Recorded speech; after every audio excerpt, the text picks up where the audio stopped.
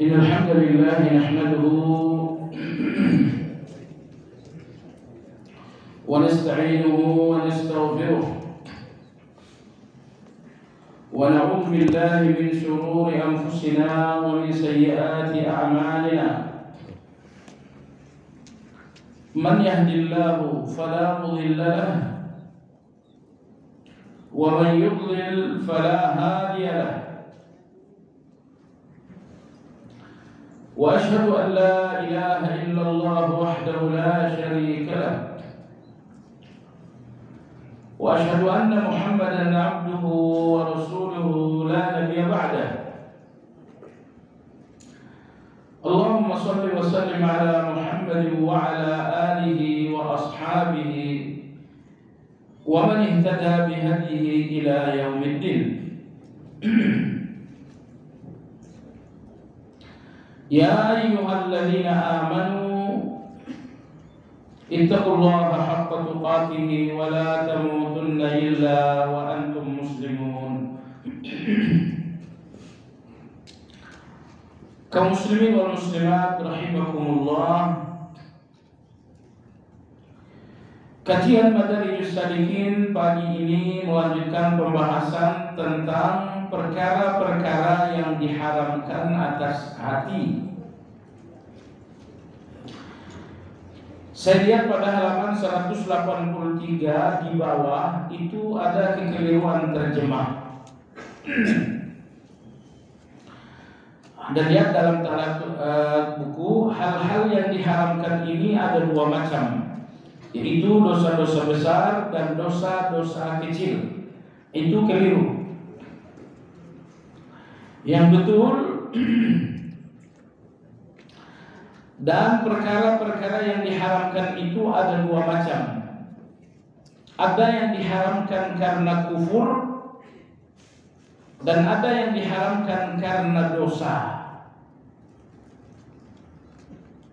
Yang diharamkan karena dosa dua macam juga, yaitu dosa besar dan dosa kecil. Baru nyambung. Karena di sini beliau tidak memasukkan kufur, padahal dalam aslinya di sini disebutkan seperti itu. Wahia naw'ani kufrun wa ma'siyatun wal ma'siyatu naw'ani kabair wa saghair.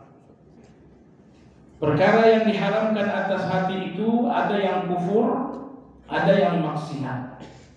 Yang maksiat itu pun ada yang besar, ada yang kecil. Tapi di sini tidak masuk kufur tersebut. Jemaah sekalian, tentu perkara haram terbesar dalam hati manusia adalah kufur kepada Allah Azza wa Jalla.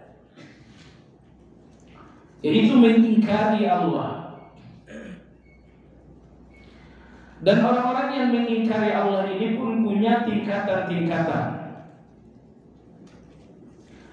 Ada orang yang pekan lalu kita menjelaskan ada 4 tingkatan itu.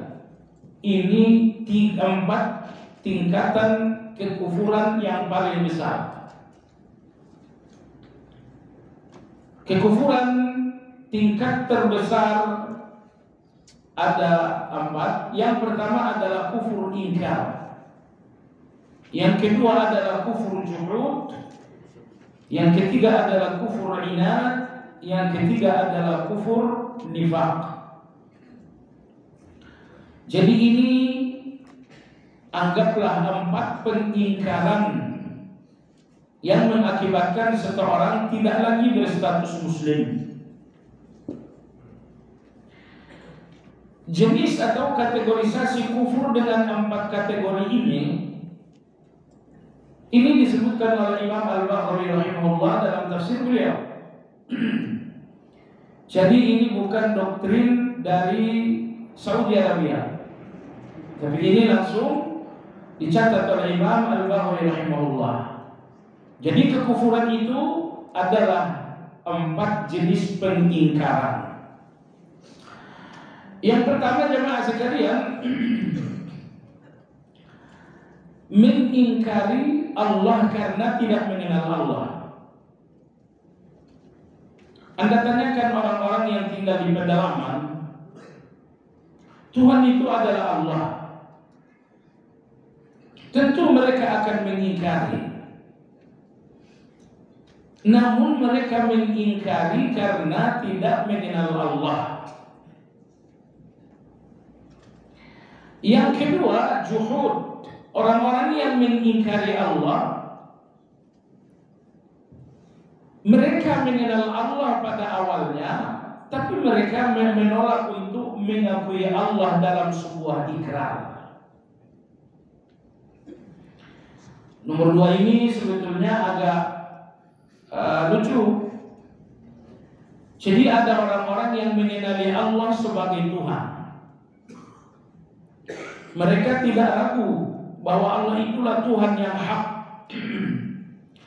Namun demikian mereka menolak mengikrarkan itu dalam ucapan.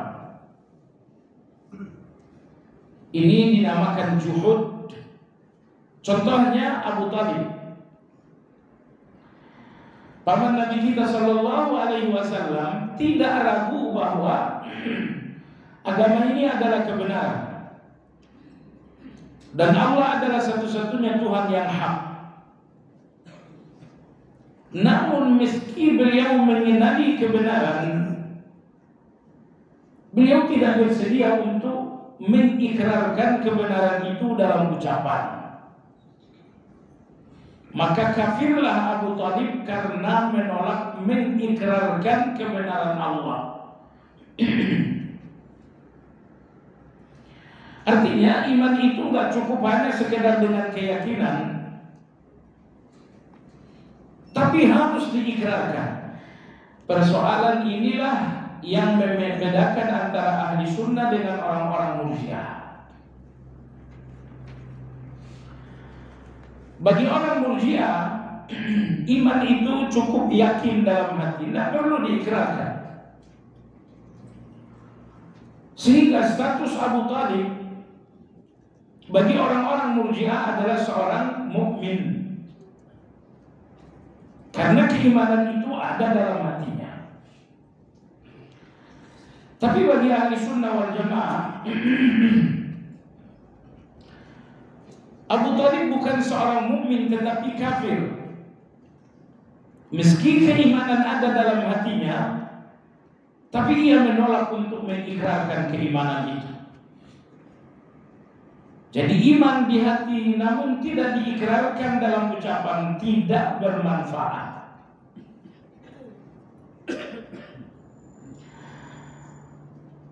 Kufur yang ketiga adalah mengingkari dalam bentuk amal. Orang-orang yang mengimani Allah dalam hati mereka, mereka pun mengikrarkan ketuhanan Allah itu dalam ucapan mereka, tapi mereka menolak tunduk kepada Allah dengan perbuatan mereka. Menolak bukan karena malas, tapi menolak karena memang gak mau. Mereka menolak karena mengingkari. Ayo sholat, enggak, saya gak mau sholat. Malas? Enggak. Menurut saya sholat itu gak wajib. Mereka mengingkari ketundukan kepada Allah. Contohnya adalah iblis. Iblis itu mengakui Allah sebagai Tuhan dan mengikrarkannya. Maka Allah berfirman tentang ucapan iblis, Rabbi bima aghwaytani la aqudanna lahum siratakal mustaqim. Wahai Rabbku. Jadi iblis memanggil Allah dengan Rabbku. Beliau memanggil artinya beliau berikrar secara lisan bahwa Allah adalah Rabb. Tapi kenapa iblis yang mengimani Allah dengan hatinya, mengimani Allah dengan ucapannya, namun dikafirkan oleh Allah karena membangkang untuk tunduk? Saat Allah mengatakan wahai iblis sujudlah kepada Adam, iblis mengatakan tidak. Tidak bukan karena malas, tapi tidak sebagai pembangkangan. Nggak pantas. Nggak pantas saya sujud kepada Adam ini. Artinya Iblis seolah-olah berpikir, bukan seolah-olah, Iblis berpikir Allah itu memerintahkan yang nggak pantas. Menunjukkan Allah itu nggak benar.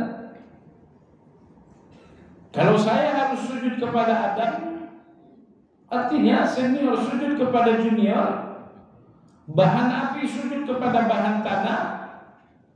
Ini nggak pantas, nggak masuk akal. Akhirnya Allah berfirman, aba wastakbara wa kana minal kafirin. Iblis ini menolak sujud. Menolak disebabkan karena angkuh. Sebab dia mengatakan tidak pantas. Ana khairum minhu, aku lebih baik daripada Adam. Allah berfirman wa kana minal kafirin. Jadilah iblis itu kafir. Jadi kekufuran iblis bukan karena iman kepada Allah tidak ada dalam hatinya. Bukan pula karena keimanan itu tidak diikrarkan dalam ucapannya, tapi karena beliau menolak tunduk kepada Allah disebabkan karena terasa tidak pantas. Bukan karena malas, tapi semata-mata membangkang. Lalu kemudian kufur yang keempat, itu yang kita bahas pekan lalu adalah kufur nifaq, kemunafikan. Mereka menampilkan Islam dalam lahiriah, tapi Islam itu enggak ada dalam hati mereka. Justru dalam hati mereka adalah kebencian terhadap Islam. Kebencian hati mereka terhadap Islam tidak bisa mereka tutup-tutupi. Sehingga kebencian itu kemudian muncul dalam muntahan-muntahan yang sangat buruk. Ketika mereka mencela Islam, ketika mereka menghina Islam, dan selanjutnya. Baik, kembali kepada Imam Ibnu Qayyim. Yang diharamkan atas hati ada dua. Pertama kekufuran, yang kedua adalah maksiat. Lalu maksiat itu kata beliau ada dua, yaitu dosa-dosa besar dan dosa-dosa kecil. Dosa-dosa besar dalam hati seperti riya, ini sudah selesai kita bicarakan. Yang kedua adalah al-ujub. Ujub, merasa diri lebih hebat dari orang lain, merasa diri hebat saja, meski tidak dibandingkan dengan orang lain. Oleh sebab itu Imam Ghazali mengatakan ujub dalam aspek tertentu lebih buruk daripada takabur. Karena tidak terjadi takabur itu dari satu orang, tapi ketika dia telah membandingkan diri dengan orang lain. Maka dalam hadis Nabi kita bersabda, takabur itu batarul haqqi wa ghamtun nas. Orang yang takabur itu merendahkan orang lain, ghamtun nas, dan melihat diri besar. Jadi Anda lihat takabur itu terdiri dari dua aspek. Melihat diri dengan besar, melihat orang lain dengan kecil. Itulah takabur. Adapun ujub, melihat diri dengan besar tanpa melihat orang lain kecil. Sehingga walaupun seseorang tinggal di tengah hutan, ujub ini terjadi, tapi takabur tidak mungkin terjadi.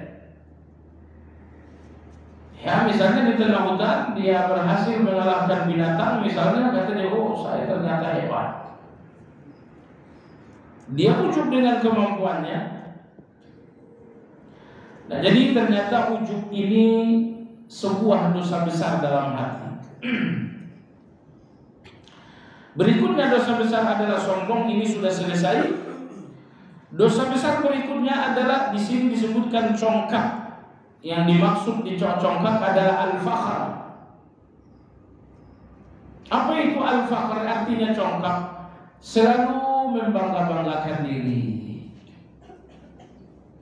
Hati-hati Anda dalam cerita, karena dalam cerita saya lihat selalu banyak orang hilang kontrol sehingga cenderung membangga-banggakan diri.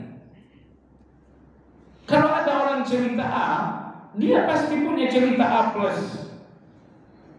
Dulu saya begini, oh itu kamu, kalau saya hebat lagi itu. Selalu menonjolkan diri lebih hebat dari orang lain. Karena congkak ini sudah jadi watak buruk, sehingga tidak selalu yang dicongkakkan itu kelebihan. Bahkan keburukan pun dicongkakkan juga. Misalnya kawan mengatakan, hutang saya berat 3 juta, kamu baru 3 juta, kita 30 juta. Bukan sekedar cerita, tapi memang dia ingin menyampaikan, hutang kamu kecil, saya ini hutangnya yang besar. Dalam rangka congkak, dalam rangka al-fakhr, membanggakan diri. Kalau Anda berpikir bahwa membanggakan diri hanya terjadi dalam keadaan baik, keliru.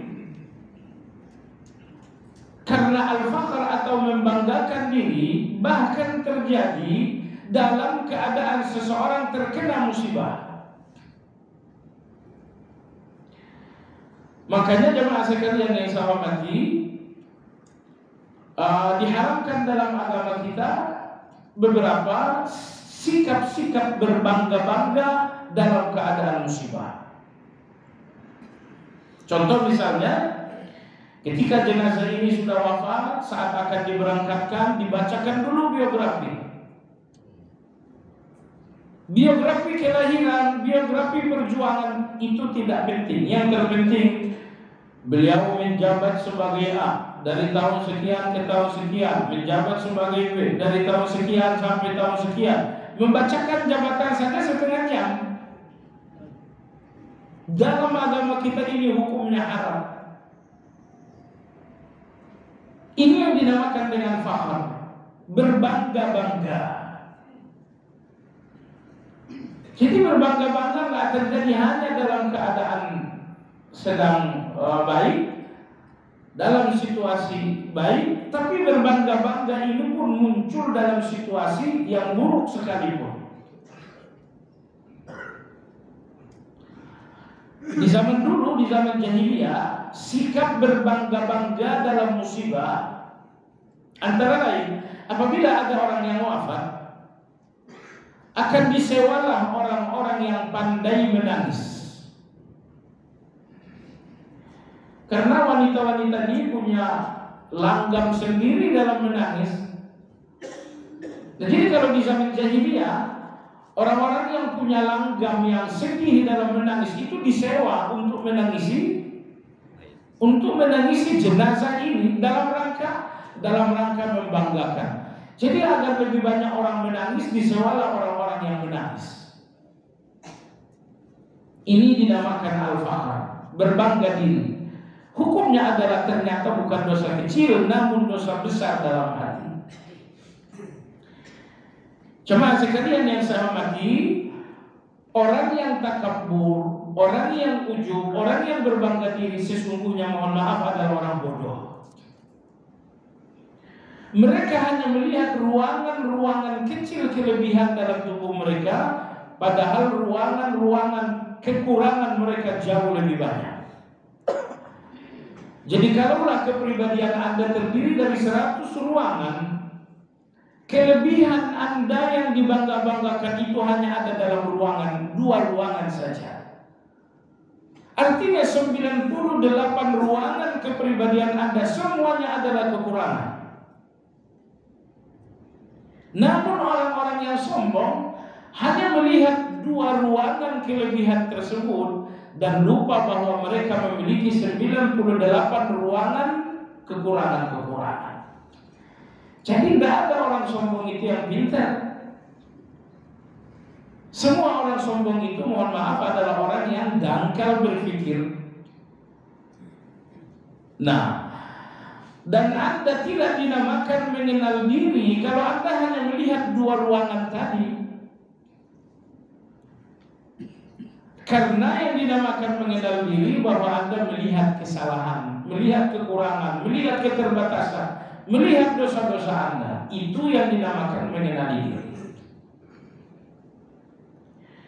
Jemaah sekalian, jadi apabila seseorang lupa dengan ruangan-ruangan kekurangan yang sangat banyak, lalu tertipu dengan ruangan-ruangan kelebihan yang sangat sedikit, ini yang memicu al-fakhar, berbangga diri, al-ujub, al-kibr.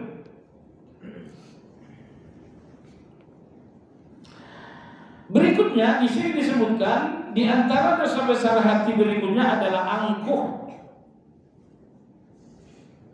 Kalau dalam bahasa Arabnya dinamakan dengan khuyala, angkuh. Apa bedanya angkuh dengan sombong, khuyala dengan kibr? Belanya dalam bahasa Arab, orang-orang yang khuyala itu selalu menempatkan diri melebihi kadar diri. Misal, kadar diri saya awam, baru saja sebulan belajar tahsin, tapi tiba-tiba sudah mulai serobot jadi imam.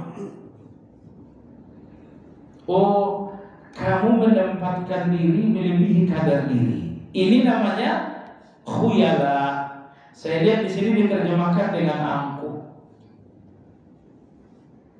Terjemahan ini nggak salah, walaupun mungkin kita nggak ngerti angkuh itu apa. Apa bedanya dengan sombong? Kalau dalam bahasa Arab beda. Sombong itu Anda rendahkan orang lain. Kalau khuyala, bahwa Anda menempatkan diri di atas diri Anda yang sesungguhnya.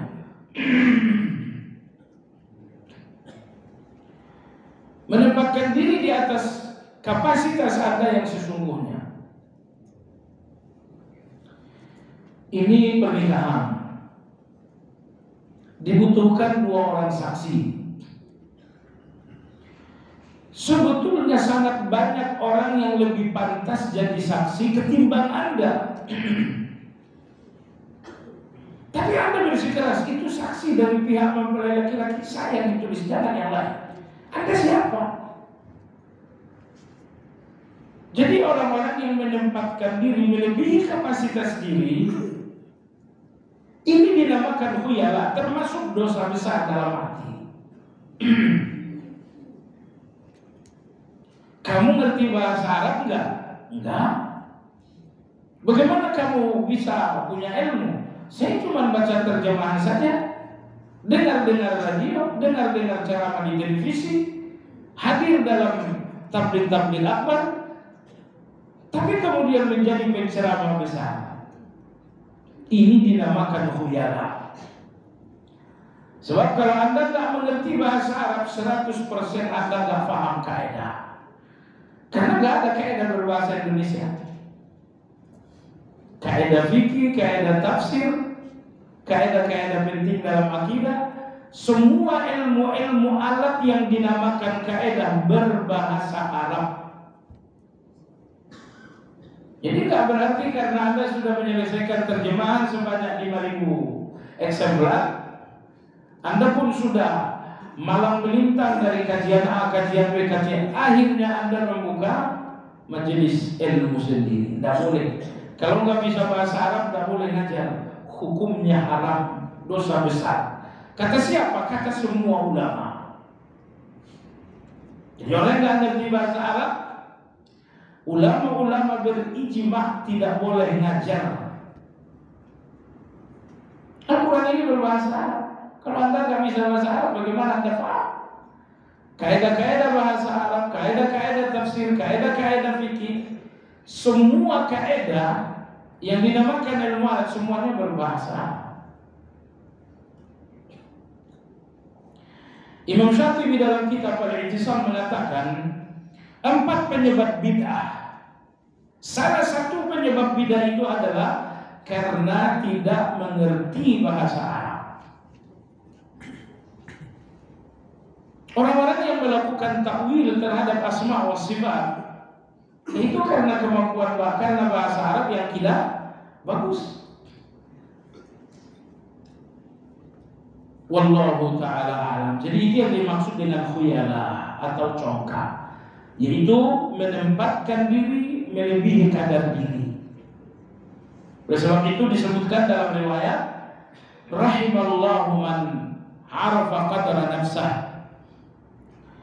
Semoga rahmat Allah tercurah kepada seseorang yang selalu mengenali kadar diri. Di antara tanda-tanda seseorang dirahmati Allah bahwa dia selalu mengenali kadar diri. Artinya selalu mengenali diri. Karena orang yang mengenal diri tidak mungkin takabur, tidak mungkin ujub, tidak mungkin al-fakhr berbangga-bangga, tidak mungkin pula al-khuyala menempatkan diri melebihi kapasitas diri. Jadi ini 4 dosa besar ini tidak terjadi bagi orang yang selalu sadar diri. Makanya riwayat yang saya sebutkan tadi konon bersumber dari Ali radhiyallahu anhu, rahimallahu man 'alima qadra nafsah. Semoga rahmat Allah tercurah bagi siapapun yang selalu sadar dengan dirinya. Ulama-ulama kita mengatakan orang-orang yang merasa mengenal diri, rata-rata mereka hanya mengenal diri sebatas darah dan daging. Tubuh saya tingginya 170, beban berat bobot saya misalnya 60 kilo, 70 kilo. Warna kulit saya misalnya putih. Kemudian saya punya alis yang indah dan lain-lain.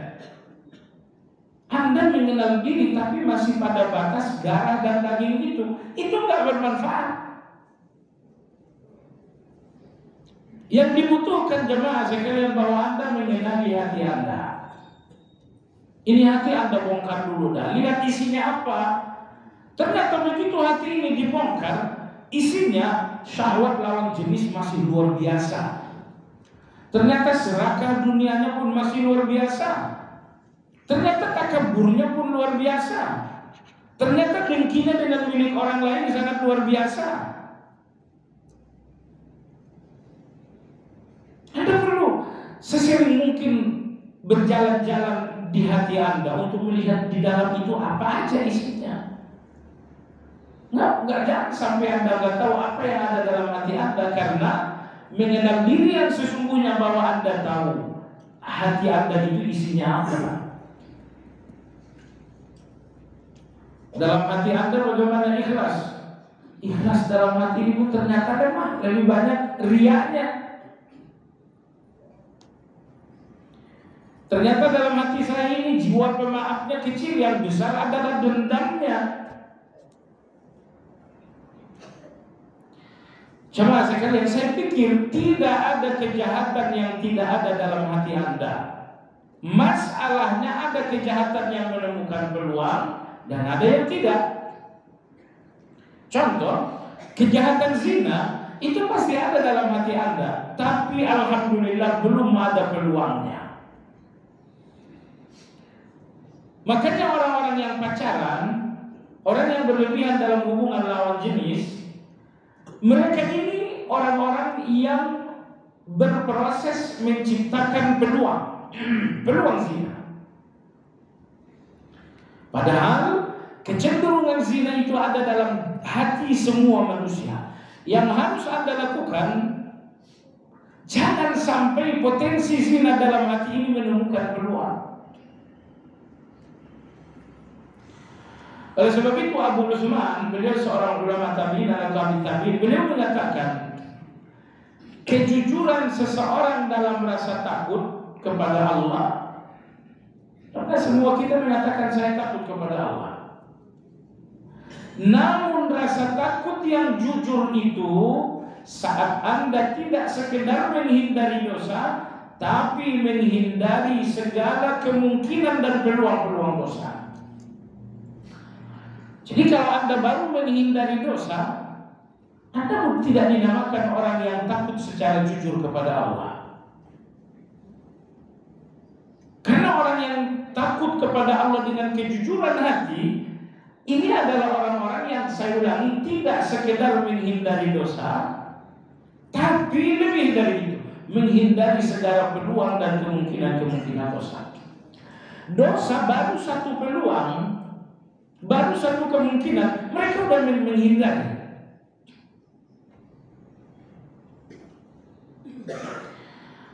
Jemaah sekalian, kalau Anda tidur siang misalnya jam 11 itu aman, gak ada disoal. Tapi kalau Anda tidur siang 5 menit menjelang zuhur, oh ini rawan. Rawan Anda akan meninggalkan sholat berjamaah.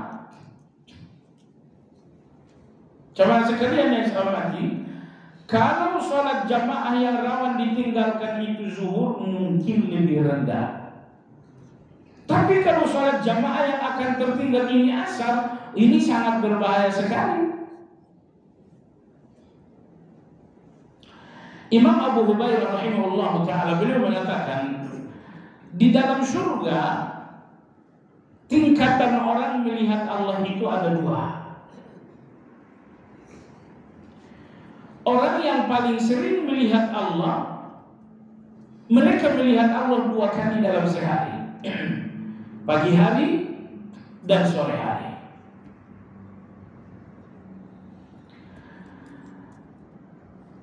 Lalu di tingkat yang kedua, orang yang melihat Allah itu hanya sekali dalam sepekan, yaitu hanya hari Jumat saja. Mana dalilnya? Nabi kita sallallahu alaihi wasallam bersabda, "Innakum tarawna rabbakum kama tarawna al-qamara lailatal badr, la tudammuna fi ru'yatihi." Kalian semua akan melihat Allah sejelas kalian melihat bulan. Jelas melihat bulan karena bulan itu ada di ketinggian. Tapi kalau Bapak Presiden kita sedang ada di bawah begini, kita nggak jelas melihat Bapak Presiden karena dia di bawah. Tapi kalau dia di panggung tinggi jelas. Perbandingan saja. Maka Nabi bersabda, kalian akan melihat Allah sejelas kalian melihat bulan. Bulan itu jelas karena dia berada di ketinggian, tidak terhalangi apapun. Selanjutnya kata Nabi sallallahu, "Faman istata'a minkum an la yughlaba an salatin qabla tulu'i syamsi wa qabla ghurubiha falyaf'al." Maka barang siapa di antara kalian yang tidak bisa dikalahkan apapun dalam menghadiri salat subuh jamaah dan asar jamaah, maka lakukanlah. Atas dasar hadis inilah Imam Abu Hurairah rahimahullah mengatakan bahwa orang tertinggi di surga mereka akan melihat Allah 2 kali, pagi hari dan sore hari. Dan siapa orang yang berada di level ini? Orang-orang yang sama sekali tidak terkalahkan dengan apapun untuk hadir dalam sholat jamaah subuh dan sholat jamaah asar. Mereka tidak dikalahkan tidur. Oh, itu tantangan kita banget itu. Sekarang sholat asar cepat sekali, jam 3 udah aja. Kita sampai rumah jam 2. Jadi begitu azan berkumandang, kadang-kadang azan itu nggak terdengar. Maka oleh sebab itu jemaah sekalian, agar Anda tidak dikalahkan oleh apapun, ingatlah hadis ini baik-baik. Bahwa orang tertinggi dalam surga akan melihat Allah sebanyak 2 kali dalam sehari, pagi hari dan sore hari. Peluang Anda untuk mendapatkannya sangat besar, yaitu sepanjang Anda istiqamah subuh berjamaah, asar berjamaah, insya Allah akan Anda dapatkan bertemu dengan Allah, melihat Allah 2 kali 1 hari dalam surga.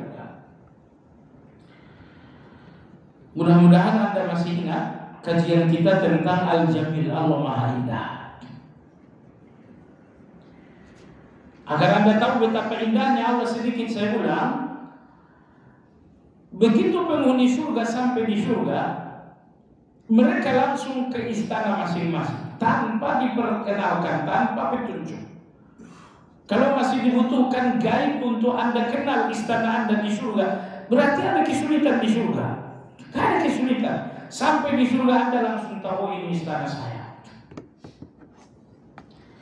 Dan orang-orang yang beriman ini tidak memiliki satu surga, tapi memiliki surga ada berapa insya Allah? 2. Dalilnya Allah berfirman dalam surat Ar-Rahman, وَلِمَنْ خَافَ مَقَامَ رَبِّهِ جَنَّتَانِ فَبِأَيِّ آلَاءِ رَبِّكُمَا تُكَذِّبَانِ. Orang-orang yang takut kepada Allah memiliki 2 surga. Surga yang pertama atas ketaatan Anda terhadap perintah. Surga yang kedua atas ketaatan Anda terhadap larangan. Aqimus shalah, perintah larangan tuh. Perintah, Anda taat perintah. La ta'kulur riba, jangan makan riba, itu larangan. Maka Allah berfirman, waliman khafa maqama rabbih jannatan. Bagi orang-orang yang takut kepada Allah dalam perintah, takut kepada Allah dalam larangan, bagi mereka ada surga. Tapi ini berat. Jalankan perintah karena takut kepada Allah, jalankan larangan karena takut kepada Allah. Karena mayoritas orang yang taat perintah dan larangan itu bukan karena takut kepada Allah. Kamu kenapa tidak mabuk lagi? Udah gak cocok dengan usia. Tuh, dia menjauhi larangan bukan karena takut kepada Allah. Kamu kenapa tidak makan riba? Nanti harta kekayaan saya hancur. Dia tidak menjauhi riba karena takut kepada Allah, tapi karena takut kekayaannya hilang. Menjauhi larangan semata-mata karena takut kepada Allah itu berat. Kamu kenapa nggak korupsi? Lu nanti saya dipecat bagaimana? Ini nggak masuk dalam ayat surat Ar-Rahman itu. Begitupun menjalankan perintah Allah. Sangat sedikit orang yang menjalankan perintah Allah karena memang takut kepada Allah. Apalagi nanti di tahun 2024, banyak yang dadakan ke masjid. Gak ada rasa takut kepada Allah Azza wa Jalla. 2024 2 kali doang masuk masjid, saat pemilu, saat mati. Baik, karena belum ada situasinya, bebas saja kita bicara. Tapi kalau udah 2024 kan kita gak usah bicara lagi. Jadi menjalankan perintah murni karena takut kepada Allah, menjauhi larangan murni karena takut kepada Allah, ini berat. Makanya Allah katakan, kalau taat perintah dan taat larangan itu betul-betul karena takut kepada Allah, kata Allah, bagi kalian ada 2 surga. Kata Syekh Sa'di rahimahullah saat beliau menafsirkan ayat ini, pendapat terkuat 2 surga yang dimaksudkan, surga pertama karena ketaatan terhadap perintah, surga yang kedua adalah karena ketaatan terhadap larangan. Baik, sesampainya Anda di surga insyaallah ta'ala, Anda masuk istana, Anda berkenalan dengan bidadari-bidadari, entah berapa jumlahnya, aku udah siapin pokoknya. Allah punya door prize yang sangat luar biasa di surga. Jemaah sekalian, baru saja beberapa menit berkenalan dengan bidadari-bidadari itu, kemudian Allah Tabaraka wa Ta'ala datang. Allah berfirman, Salamun qawlan min Rabbir Rahim. Baru saja masuk istana surga, baru saja berkenalan dengan bidadari, tahu-tahu datang Allah mengucapkan salam. Lalu penghuni surga ini pun melihat Allah. Kata Nabi sallallahu alaihi wasallam, "Fama u'tu syai'an ahabba ilaihim min ru'yati rabbihim 'azza wa jalla." Saat mereka melihat Allah, semuanya blank. Bidadari itu luar biasa jamaah sekalian. 2 detik saja bidadari datang ke dunia, matahari itu tenggelam. Lenyap bidadari, lenyap matahari itu. selendang atau kerudung bidadari lebih mahal dari dunia dan isinya. Itu kerudungnya, bagaimana dengan bidadarinya? Tapi betapapun bidadari luar biasa, orang melihat Allah sekejap saja lupa ada bidadari. Jadi coba Anda bayangkan betapa indahnya Allah, sehingga semua indah di surga lenyap, hilang, hapus saat melihat indahnya Allah Azza wa Jalla. Nah, tetapi Anda akan melihat indahnya Allah itu berapa kali sehari? Itu pun kalau Anda istiqomah subuh berjamaah dan orang paling jarang melihat Allah, mereka melihat Allah cuma sekali seminggu, yaitu hari Jumat. Maka Ibnu Mas'ud radhiyallahu anhu mengatakan, apabila kalian mampu pergi tercepat ke masjid, jangan paling lama. Kalau bisa yang paling cepat masuk ke masjid, lakukanlah. Karena orang yang paling cepat sampai di masjid, hari Jumat di surga mereka akan melihat Allah tanpa sedikit pun batas. Baik jemaah sekalian yang saya hormati, dosa besar hati berikutnya adalah putus asa dari rahmat Allah, pesimis terhadap karunia Allah. Ternyata jemaah sekalian, putus asa, pesimis, dosa yang sangat besar. Orang yang berputus asa kepada Allah, sekiranya, setidaknya mereka menihilkan 3 nama Allah. Orang yang berputus asa itu seolah-olah tidak tahu, tidak sadar bahwa Allah mampu segala-galanya. Yang kedua, orang yang putus asa itu tidak sadar bahwa Allah mengetahui segalanya. Yang ketiga, orang yang berputus asa itu tidak tahu bahwa Allah Al-Karim Maha memberi. 3 Asmaul Husna inilah yang tidak tersadari oleh orang yang putus asa. Jadi, seberat apapun situasi Anda, tapi Anda sadar 3 hal ini, 3 Asmaul Husna ini, tidak mungkin keadaan sulit itu membuka pintu putus asa untuk Anda. Yang pertama jemaah sekalian, Allah Qadir, mampu segala-galanya. Saya sudah tak mampu nih. Ini kesulitan ini udah berat, saya sudah tak mampu. Saat Anda nggak mampu, sadarilah bahwa ada innallaha ala kulli syai'in qadir. Nomor 2, begitu Anda sampai dalam kesulitan, sadari nomor 2 bahwa Allah itu bikulli syai'in alim. Allah mengetahui segalanya, termasuk keadaan Anda saat ini diketahui oleh Allah. Allah bahkan lebih mengetahui keadaan Anda melebihi Anda. Ini nomor 2. Nomor 3, Allah Al-Karim, bahwa Allah Subhanahu wa Ta'ala Maha Pemurah, Maha memberi, Maha menolong, Maha memperhatikan, Maha memberi keselamatan. Seandainya 3 Asmaul Husna ini kokoh dalam diri Anda, niscaya Anda tidak akan berputus asa dengan keadaan sesulit apapun. Larangan putus asa dalam Al-Quran ada dalam 2 surat. Surat Al-Hijr, satu lagi dalam surat Yusuf. Dalam surat Al-Hijr ketika Allah bercerita tentang Ibrahim alaihissalam, 80 tahun lebih dalam pernikahan gak ada anak. Allah berfirman, wa man yaqnatu min rahmati rabbih illa dhallun. Tidak ada yang berputus asa dari kasih sayang Allah kecuali orang sesat. Larangan putus asa kedua ada dalam surat Yusuf. Setelah Nabi Yakub terpisah dari Yusuf 40 tahun lebih,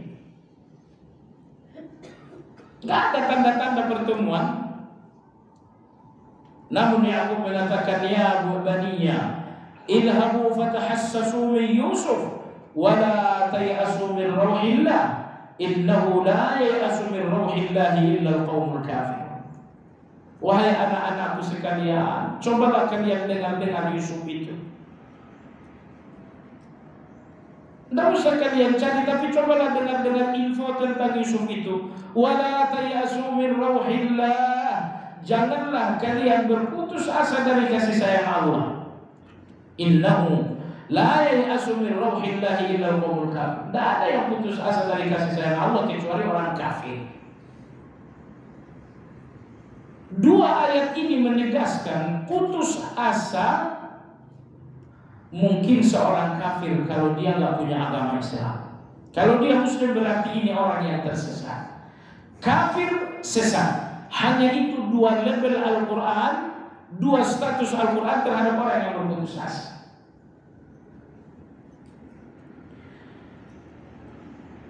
Coba sekalian yang saya hormati, Nabi Ibrahim alaihissalam baru dikaruniai anak oleh Allah konon setelah berusia 80 tahun. Itu konon karena tidak pasti. Jadi kalau sudah 80 tahun dalam pernikahan, Allah tak juga memberikan keturunan, orang model saya udah pasti berhenti berdoa. Orang model saya udah pasti berhenti ikhtiar. Jangan 80 tahun, 5 tahun, 10 tahun saja berikhtiar, tidak ada hasil sudah saya mundur. Nah jemaah sekalian, ternyata Nabi Ibrahim alaihissalam Allah tunda sampai puluhan tahun, dan ujungnya Allah berikan anak bernama Ismail. Pertanyaan saya jemaah sekalian, Allah berikan anak kepada Ibrahim alaihissalam misalnya di usia 25 tahun. Kedua, Allah berikan Nabi Ibrahim alaihissalam anak di usia 80 tahun. Menurut Anda, ini anak, tapi mana yang lebih bahagia? Allah kasih anak di usia 25 tahun atau Allah kasih anak di usia 80 tahun? Mana yang lebih bahagia? Punya anak di usia 25 tahun itu masuk akal. Tapi punya anak di usia 80 tahun itu sudah luar biasa.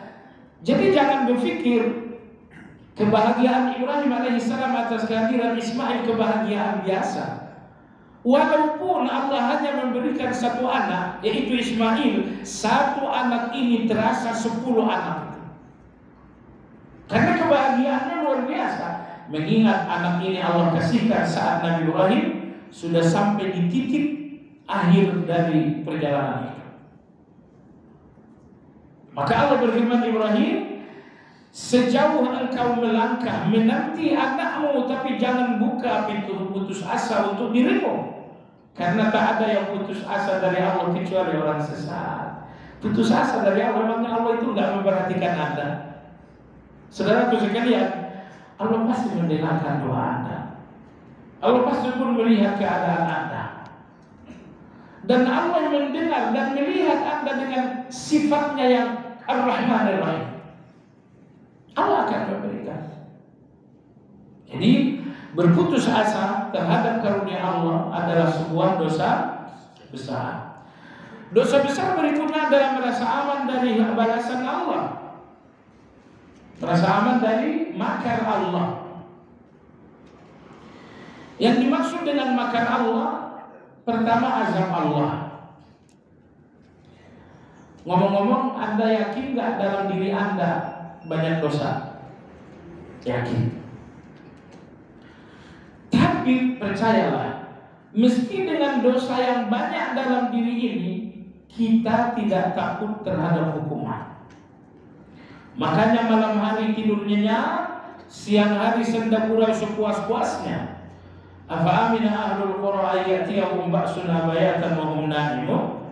Aw amina ahlul qura ayyatiyahum ba'suna duhan wa hum yal'abun.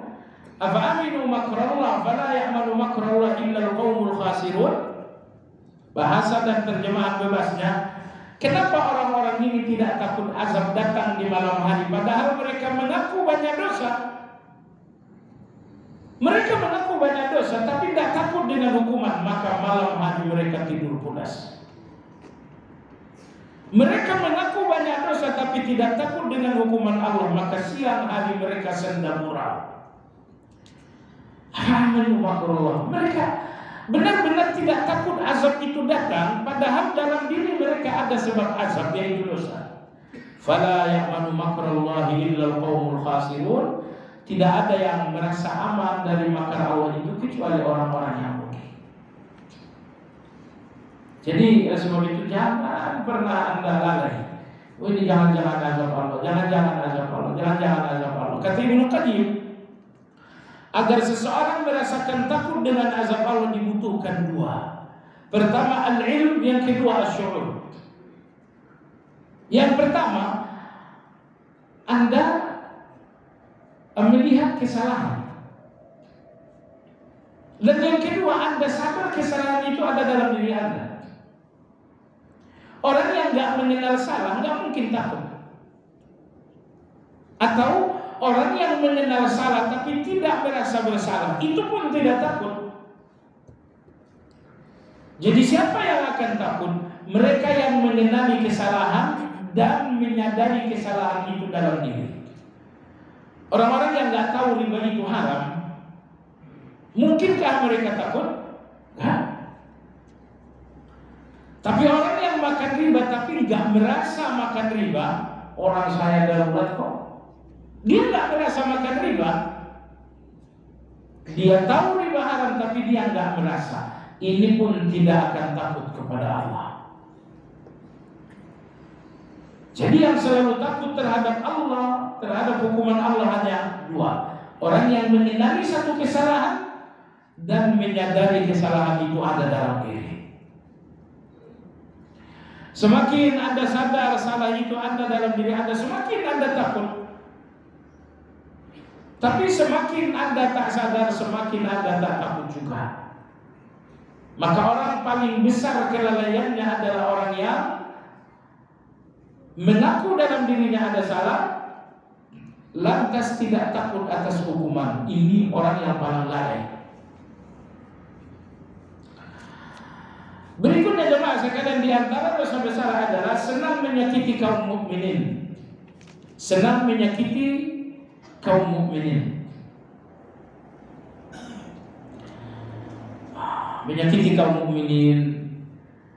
Menyakiti kaum mukminin ada dua, dengan perbuatan dan dengan ucapan. Pertanyaan saya, dari dua menyakiti ini mana yang lebih berat? Menyakiti dengan perbuatan Anda dipukul atau dengan ucapan Anda dituduh? Ya? Menyakiti dengan ucapan lebih sakit daripada menyakiti dengan tindakan. Maka hati-hati dengan tuduhan-tuduhan Anda yang menyakiti kaum mukminin. Oh, ini sok pintar aja ini. Anda tadi selamat sebelum bicara. Baru saja Anda bicara, keselamatan Anda hilang. Jadi nasihat ulama-ulama kita, kamu selamat sepanjang diam. Tapi boleh jadi satu kata saja Anda ucapkan, keselamatan Anda udah hilang. Kawan kita bicara dalam sebuah rapat, so tahu. Tadinya Anda selamat loh. Baru Anda katakan so tahu, keselamatan itu lenyap, hilang. Pepatah Arab mengatakan, al-mar'u hurrun qabla takallum wa asirun ba'dahu. Seseorang adalah manusia bebas, merdeka sebelum bicara. Tapi kalau sudah bicara maka dia menjadi budak. Karena dia terikat, tertawan dengan ucapannya sendiri. Dan sebab itu hati-hati dengan menyakiti kaum mukminin dengan ucapan, dengan tuduhan. Dan saya lihat setan itu membuat kita tidak merasa dosa dengan dosa, supaya dosa itu terus menerus. Nah, maksudnya apa? Kadang-kadang tuduhan-tuduhan kita kepada orang lain, kita merasakannya agama. Oh, ini orang manhajnya nggak jelas ini. Tuduhan seperti ini serasa ajaran agama, padahal bukan. Jadi oleh sebab itu orang awam seperti saya atau mungkin seperti Anda, tugas Anda nggak perlu terlibat tuduh menuduh. Dalam kehidupan sosial pun nggak usah terlibat tuduh menuduh. Zaman sekarang zaman semua orang bicara, semua orang menulis. Anda lihat di YouTube, Anda lihat di media sosial, semua orang bicara. Uqbah bin Amir radhiyallahu anhu bertanya kepada Nabi, "Ya Rasulullah, aku ingin selamat." Kata Nabi sallallahu alaihi wasallam, "Uqbah, kamu selamat dengan 3 hal." Apa yang pertama? Kata Nabi sallallahu alaihi wasallam, keselamatanmu yang pertama adalah jangan banyak bicara. Ya, jangan banyak bicara. Jadi orang-orang yang banyak bicara adalah orang-orang yang sedang mengorbankan keselamatannya sendiri. Saya kira sudah masuk waktu syuruk. Sampai di sini. Insya Allah kita lanjutkan lagi pada pertemuan yang akan datang. Ya, kalau ada pertanyaan silakan.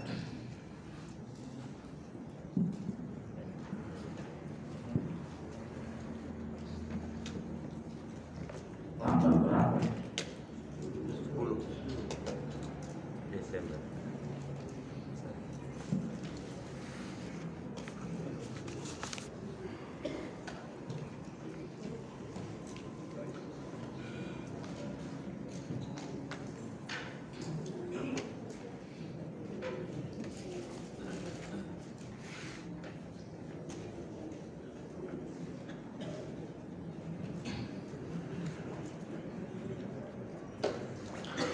Baik.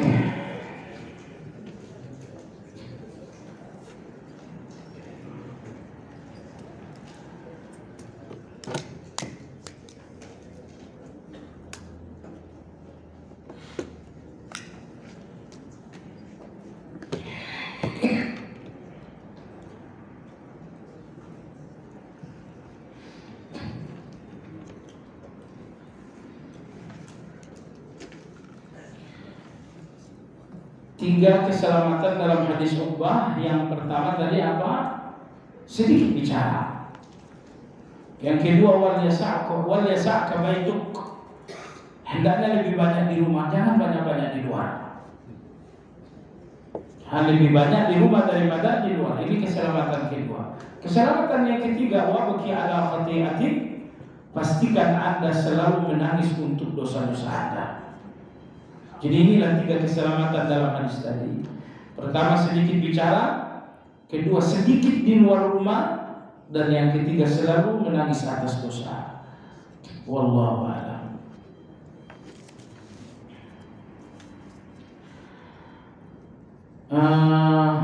Iqamah sudah dikumandangkan, imam tidak datang. Dengan keterbatasan ilmu yang miliki, saya dipaksa untuk jadi imam dan saya jalankan dosakah saya? Oh, jawaban Anda ini sudah jawaban. Imam nggak datang, Anda dipaksa. Berdosa nggak tuh? Ya nggak berdosa. Ya, mudah-mudahan bahkan amal saleh itu orang nggak ada pilihan lain. Yang tidak boleh itu dirobot. Sering disebutkan bahwa rezeki seseorang adalah yang masuk dalam kerongkongannya dikonsumsi, sementara hartanya yang lain belum tentu jadi miliknya. Bukankah rezeki seorang hamba bukan hanya sebatas apa yang dimakannya saja? Namun mengapa makanannya sering dipersempit seperti itu? Kenapa maknanya dipersempit seperti itu? Itu hadis Nabi sallallahu alaihi wasallam. Yaqulu ibnu Adam mali. Anak Adam ini mengatakan hartaku. Padahal harta kalian cuma 3. Pakaian yang digunakan lalu rusak, yang dimakan keluar jadi kotoran, dan yang ditinggalkan untuk keturunan. Yang Anda makan jadi kotoran, yang Anda pakai akan usang. Baju dipakai usang, mobil dipakai usang, rumah dipakai, akhirnya usang juga. Jadi harta yang sesungguhnya menyentuh Anda cuma 2. Apa itu? Yang dipakai dan yang dimakan. Hanya itu harta yang menyentuh Anda. Adapun harta yang ketiga, yaitu harta yang diwakafkan kepada Allah Azza wa Jalla. Maka hadis Nabi kita salah, harta manusia cuma 3 tadi agak keliru. Yang dia makan akan keluar sebagai kotoran, yang dipakai akan usang, dan yang ketiga yang disedekahkan itulah yang abadi. Pertanyaannya, Anda mau harta abadi atau harta yang usang atau jadi kotoran? Karena cuma ini 3, harta jadi kotoran, harta yang sekedar kerongkongan. Harta kedua, harta usang, itu yang sekedar dipakai. Harta ketiga, harta abadi, itu yang jadi sedekah. Nah, ini dari uang Anda sebanyak 5 miliar di tabungan, itu yang menjadi harta abadi berapa? Jangan-jangan dari uang Anda yang banyak ini lebih banyak menjadi harta abadi malah sedikit. Kebanyakannya adalah harta yang jadi kotoran dan harta yang jadi usang. Kenapa hadis mengatakan demikian? Untuk memotivasi agar kita lebih banyak menjadikan harta menjadi abadi. Apakah di surga juga ada interaksi dan campur baur antara pria dan wanita yang bukan mahramnya? Nggak ada ya, karena di hari Jumat kita pernah sampaikan di sini, inna fil jannati lasuqan. Di dalam surga itu ada pasar. Pengertian pasar di sini ada 2 tafsir di kalangan ulama. Pasar yang pertama adalah pasar tempat ngumpul saja. Semua penghuni surga ngumpul di pasar itu. Pengertian yang kedua, pasar yang dimaksud memang pasar beneran, tapi bukan untuk jual beli. Karena tidak mungkin persiapan Anda di istana habis, tidak mungkin. Oh, saya ke pasar dulu, ini buah sudah habis. Bukan surga namanya kalau kulkas surga Anda habis. Oh, saya ke pasar dulu, kenapa? Ini sudah habis, tidak ada. Mana ada kata tidak ada di surga? Tapi adanya pasar di surga bukan muawadah, bukan untuk jual beli, hanya untuk mengambil keinginan saja. Nah, jadi dalam hadis ini dijelaskan yang berada di pasar ini hanya laki-laki. Kalau perempuan tidak, maka Nabi SAW, ya'tunaha kulla Jum'ah, penghuni surga pergi ke pasar pada hari Jumat, semuanya. Nabi Ibrahim, Nabi Musa, Nabi Isa, termasuk Anda, semua penghuni surga pergi ke pasar hari Jumat. Fatahubbu alaihim rihus shimal. Sewaktu di pasar bertiuplah angin dari utara. Angin selatan enggak ada di surga, angin selatan, yang ada angin utara. Angin timur, angin barat enggak ada juga. Kenapa angin utara? Kita orang Indonesia tidak banyak tahu. Anda kalau pergi ke Arab, angin yang bertiup dari arah utara orang Arab senang. Karena angin utara menunjukkan hujan akan turun. Kalau angin itu hanya angin barat, angin timur, oh ini hasilnya cuma debu aja itu. Ya, kalau angin yang menandakan hujan akan turun, itu angin yang bertiup dari utara. Maka orang-orang di Mekah, di Madinah, di tanah Hijaz, kalau angin bertiup dari arah Palestina, dari arah utara, mereka senang, oh hujan akan turun. Nah, penghuni surga ini pun begitu. Sewaktu sedang berada di pasar, tiba-tiba bertiuplah angin dari arah utara. Tapi bukan untuk membawa hujan, tapi untuk membawa wangi-wangian. Maka bertiup angin ini menyentuh tubuh mereka menjadi harum, menempuh pakaian mereka menjadi wangi. Bukan cuma itu, angin itu pun mengubah penampilan mereka. Kalau tadinya cantik 100%, sekarang cantiknya 100% lagi. Makanya di surga nggak ada orang yang wajahnya 2 minggu berturut-turut, nggak ada. Sekali seminggu wajah orang dirubah di surga. Lalu dalam hadis itu, begitu mereka pulang ke rumah, mereka bertemu dengan istri, bertemu dengan bidadari. Bidadari mengatakan, kok kamu ganteng sekali? Mereka mengatakan, kamu juga ganteng sekali. Nah, ini menunjukkan pasar surga, di mana tempat berkumpul penghuni surga, itu cuma berkumpul laki-laki saja, perempuan tidak ikut. Oh jadi nggak ketemu dong? Ya kan mau ketemu bisa aja apa namanya kakak dan adik itu. Tapi intinya ikhtilaf itu kita tidak ada bukan keterangan bahwa ada ikhtilaf di surga. Tidak ada keterangan itu. Adapun pertemuan antar keluarga tentu ada. Hukum asal alkohol adalah haram dikonsumsi tapi tidak najis. Apakah dengan demikian memakai minyak wangi yang mengandung alkohol saat sholat? Ya, betul. Tidak semua yang haram dimakan berarti najis. Alkohol itu haram dimakan, tapi apakah dia najis? Tidak. Maka bolehkah memakai minyak wangi alkohol? Insya Allah tidak masalah. Tapi bagaimanapun ini khilafiyah. Ada yang mengatakan boleh, ada yang mengatakan tidak boleh. Ada yang membedakan alkohol dari binatang atau alkohol dari tumbuh-tumbuhan. Alkohol dari binatang yang diambil dari rusa, misalnya minyak kasturi, atau yang diambil dari apel, misalnya menjadi apel. Mereka membagi. Kalau alkohol itu dari buah hukumnya boleh, kalau alkohol itu dari binatang hukumnya tidak boleh. Nah, cuma dasar Anda membagi-bagi ini pun butuh dalil juga. Jadi yang lebih kuat, dan kita boleh berbeda pendapat, bahwa alkohol itu haram dimakan itu jelas. Tapi apa setiap yang haram dimakan itu berarti najis? Tidak. Lebih-lebih Anda semprotkan alkohol begini, alkoholnya kuat, yang sisa wanginya saja. Kalau kira-kira punya minyak wangi, bagi-bagi saja. Ada ustadz yang mengatakan tidak sah salat seorang makmum dalam salatnya jika tidak mendengarkan bacaan Al-Fatihah imam secara penuh sempurna. Konsekuensinya, jika makmum tersebut masbuk maka salah. Ini pendapat salah. Kenapa? Karena Fatihah termasuk bacaan yang ditanggung oleh imam. Makanya begitu ada orang masbuk mendapatkan imam dalam keadaan ruku, dia langsung ruku. Bagaimana dengan Fatihahnya? Fatihahnya nggak dengar, nggak dapat, tapi sudah ditanggung oleh imam. Jadi makmum ini pendapat ini keliru.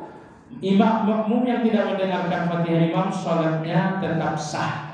Makanya Anda lihat rukun-rukun salat, salah satunya mendengarkan imam baca Fatihah. Ya nggak ada rukun salat seperti itu. Hanya saja kalau tidak dengarkan imam baca Fatihah itu dinamakan lalai. Mohon disampaikan kiat-kiat ingin masuk surga dari apa ini? Ingin masuk surga sementara ilmu dan amal kami sangat kurang. Iya. Kiat pertama masuk surga tauhidlah nomor 1. Jangan sama sekali menduakan Allah. Menduakan Allah itu orang yang paling kejam sekali. Ya, Anda disamakan dengan orang gangguan jiwa, Anda pasti marah. Lalu Allah disamakan dengan berhala yang nggak bisa lihat. Bukannya itu jahat sekali. Jadi tauhid, peluang terbesar Anda ke surga adalah tauhid. Peluang terbesar Anda kedua ke surga adalah taubat. Jadi tauhid ini jangan sampai terganggu dengan syirik. Dan yang kedua taubat. Perbanyak taubat. Astagfirullah, astagfirullah, astagfirullah. Nah, nomor 3, jangan menyakiti orang. Jangan menyakiti orang. Insya Allah dengan 3 hal ini sudah cukup. Ya, tentu tidak dinamakan taubat kalau Anda nggak salah, nggak melakukan kewajiban. Taubat itu mencakup semua. Seringkasnya ini. Seorang ibu rumah tangga kebingungan atas sikap suaminya karena setelah rujuk suaminya tidak menampakkan perbaikan sikap-sikapnya, antara lain tidak memperhatikan nafkah istri dan anak-anaknya, meninggalkan anak istri berkali-kali tanpa alasan yang jelas, dan tidak memperhatikan mohon arahan bagaimana jika seorang istri akan menggugat cerai. Inilah perempuan, gugat cerai juga cerai. Jadi ingat, kalau sudah ada anak-anak, pernikahan ini jangan lagi dilihat milik suami dan istri. Anak-anak itulah pemilik terbesar dari saham rumah tangga ini. Anda sebagai istri, Anda sebagai suami, saham Anda dalam rumah tangga ini mungkin 20-30%. Selebihnya adalah anak-anak yang lebih berhak. Jadi kalau Anda selalu berpikir gugat cerai, Anda cerai hanya antara Anda dengan suami. Bagaimana dengan anak-anak? Pikirkan juga anak-anak. Pikirkan juga anak-anak jemaah sekalian. Oh, suami saya zalim, karena Anda nggak berusaha memaafkan. Kalau Anda berusaha memaafkan, Anda nggak akan pernah terluka. Anda nggak pernah tergores. Suami saya kasar, suami saya nggak peduli, bagi Anda itu buat bagi Anda jahat.